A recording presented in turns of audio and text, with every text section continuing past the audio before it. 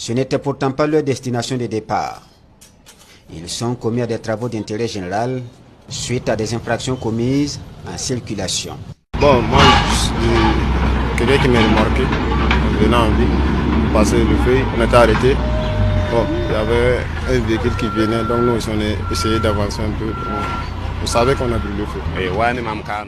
Je suis là parce que j'ai brûlé le feu tricolore. Alors on m'a amené ici pour des travaux d'intérêt général.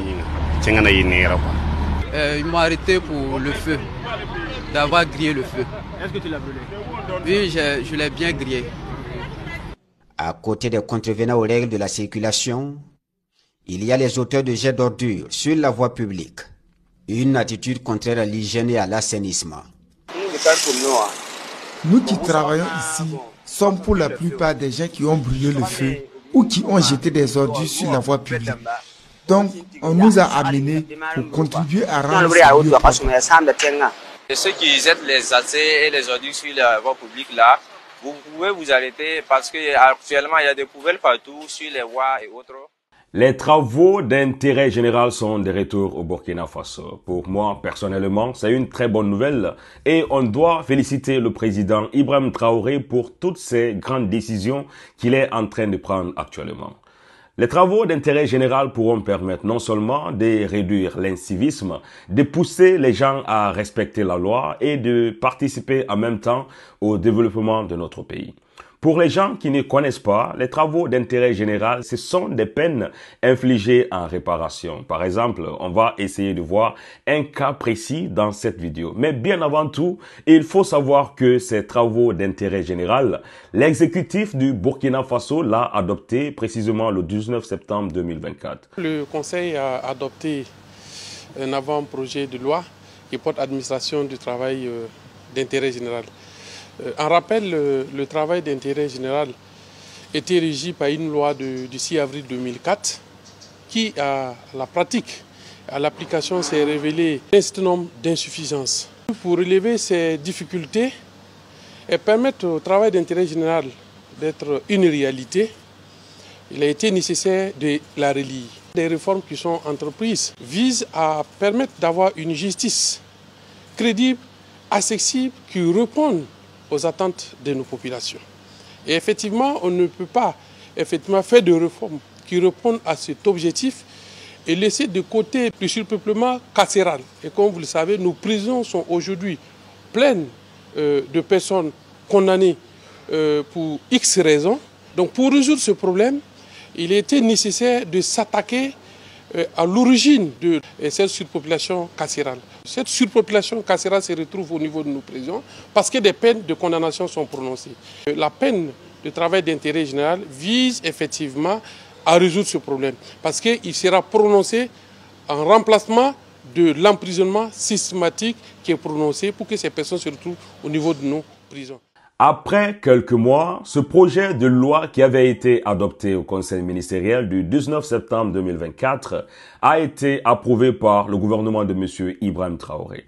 Actuellement au Burkina Faso, les gens qui commettent des délits sont directement envoyés pour faire des travaux d'intérêt général. Comme j'étais en train de le dire, on va essayer de voir quelques exemples dans cette vidéo.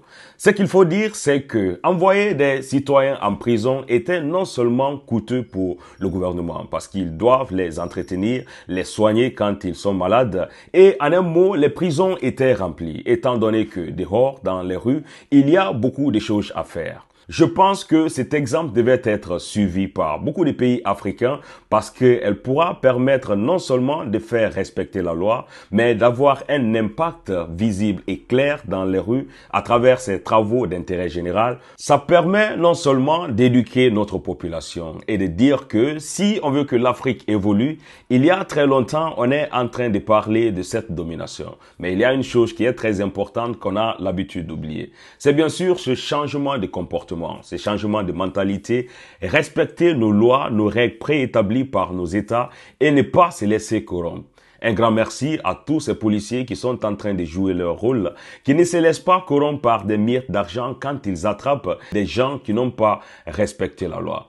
Dans cette vidéo, je vous invite à regarder un groupe de 73 personnes qui se sont fait arrêter et qui sont en train de s'acquitter de leur journée de travail d'intérêt général.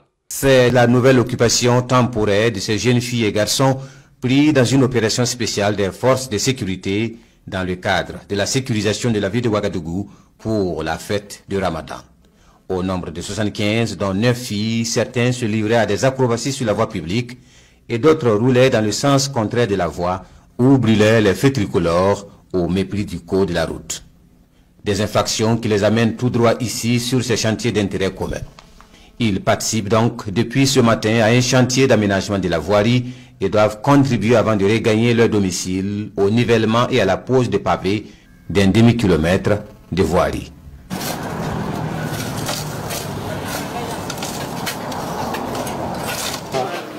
On est parti au monument pour aller prendre des photos. Donc, quand je retournais à la maison, on a décidé de rouler en sens interdit. Et puis, ils nous ont arrêtés. On m'a amené ici pour me faire travailler, pour me donner une leçon. Je suis ici parce que j'ai cascadé hier à la place des Martyrs.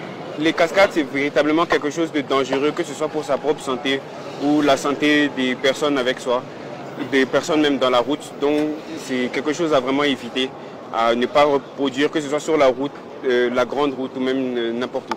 Le fait de venir travailler ici me donne l'impression d'aider la communauté, me pousse à être meilleur et me pousse à aider et servir mon pays. Hier, nous avons été arrêtés par la police d'avoir roulé en sens interdit. Et on nous a amenés ici aujourd'hui.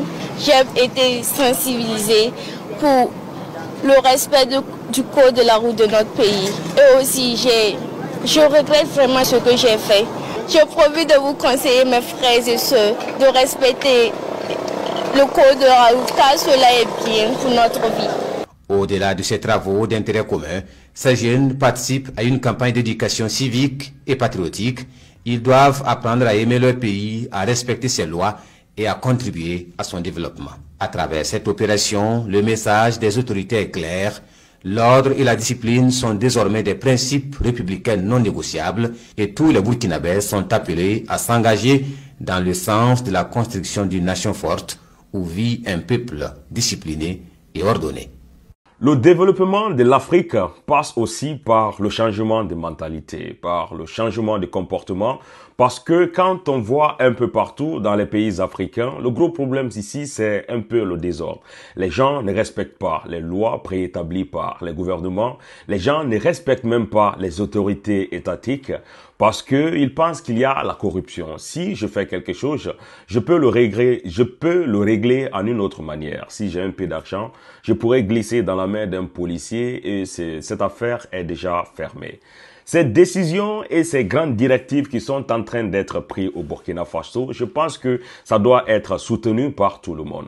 Quand les médias internationaux vont essayer de voir ça, ils vont dire que c'est la dictature totale. Mais quand on voit un peu partout dans les pays européens, dans les années 50, 60 et 70, des cas comme ça étaient un peu partout. Et ça a permis aux populations non seulement de respecter la loi, de mettre les intérêts de l'État au-dessus de tout. Et jusqu'à présent, c'est devenu une continuité parce que les gens l'ont assimilé. Si tu sais que quand tu faillis à une loi ou bien à une règle, tu seras puni pendant des mois de travail, je pense que tu pourras plus le faire.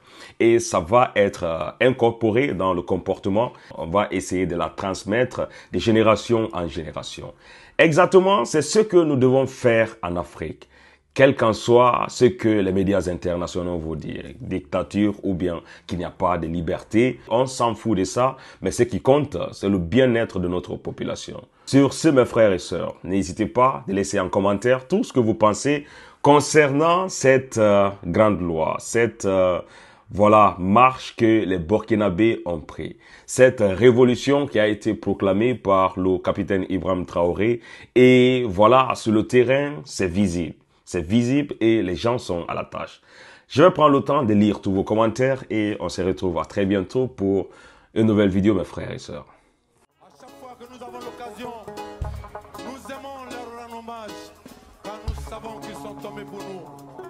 Nous disons que si la France n'a pas oublié le général de Gaulle, que si les Américains n'ont pas oublié Martin Luther King, Nous n'avons pas le droit d'oublier Thomas Sankara, Patrice Lumumba, Kwame Nkrumah, Jomo Kenyatta, King Rastafari from Ethiopia. Ils ont ouvert la prison d'Assabo.